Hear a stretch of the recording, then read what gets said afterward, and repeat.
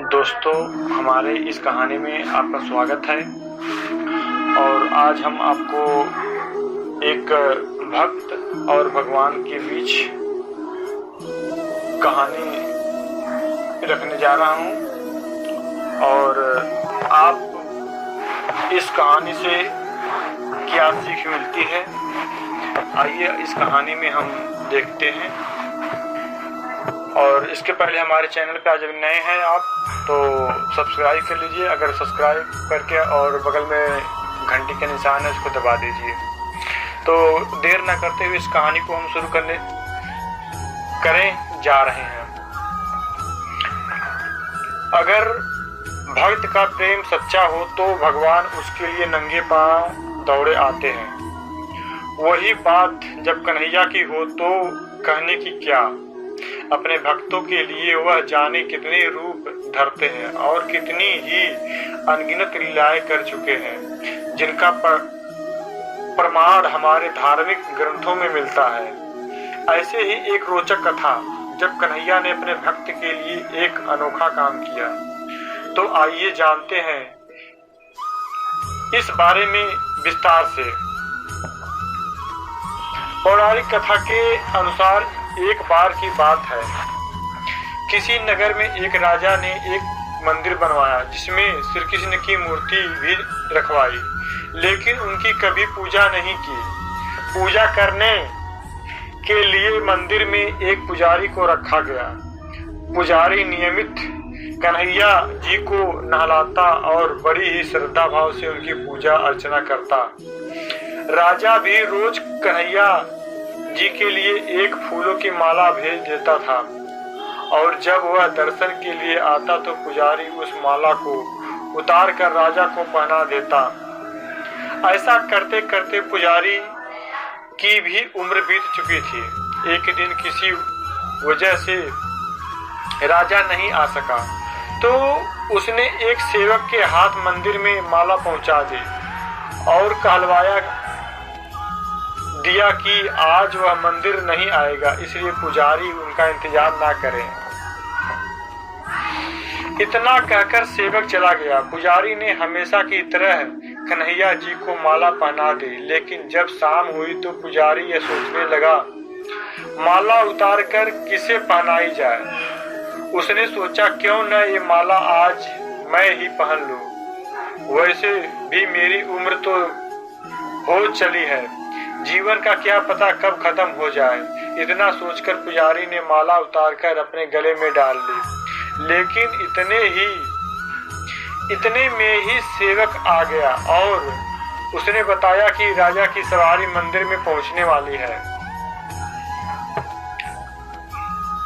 राजा की सवारी आने की बात जब पुजारी ने सुनी तो वह डर गया।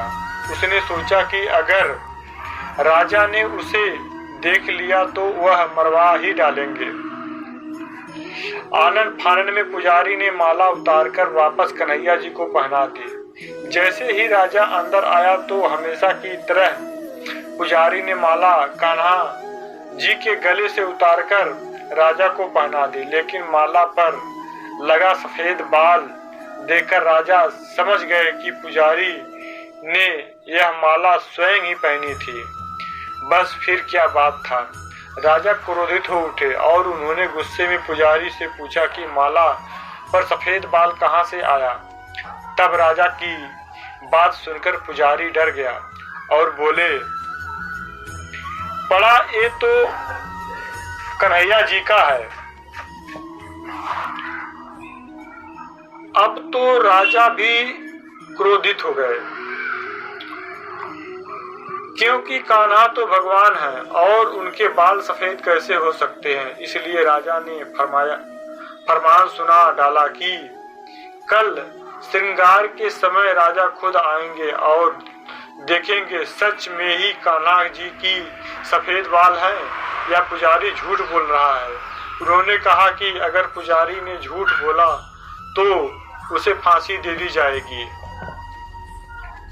राजा का फरमान सुनकर पुजारी का बुरा हाल हो गया।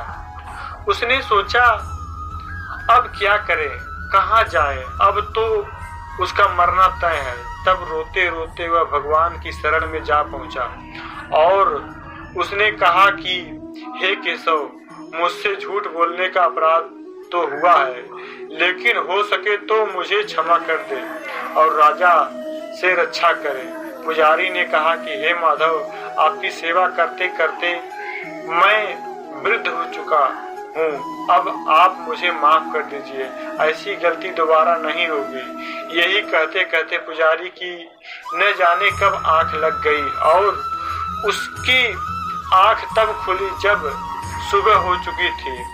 उधर सुबह होते ही राजा जी भी आ गया और कहने लगा, आज कान्हा जी का श्रृंगार वह खुद करेगा। ऐसा कहकर जैसे ही राजा ने कान्हा जी का मुकुट उतारा तो देखा कि श्री कृष्ण के तो सारे बाल ही सफेद हैं, लेकिन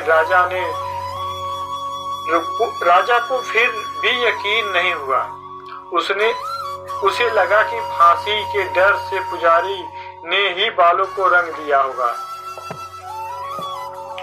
राजा ने सोचा कि क्यों न कन्हैया का एक बाल तोड़कर देखा जाए। इसके बाद राजा ने कान्हा जी का एक बाल तोड़ लिया, लेकिन जैसे ही बाल टूटा कन्हैया के सिर से खून की धारा बहने लगी। यह देख राजा भगवान के चरणों में गिरकर माफी मांगने लगा। तभी श्री कृष्ण की मूर्ति से आवाज आई, हे राजन, तुमने मुझे केवल मूर्ति मात्र ही समझा, इसलिए आज से मैं तुम्हारे लिए केवल मूर्ति मात्र ही रहूंगा।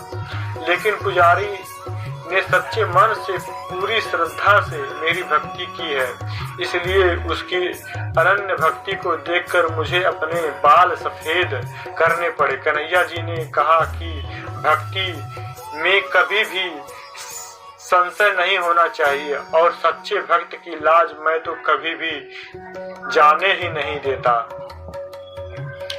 दोस्तों,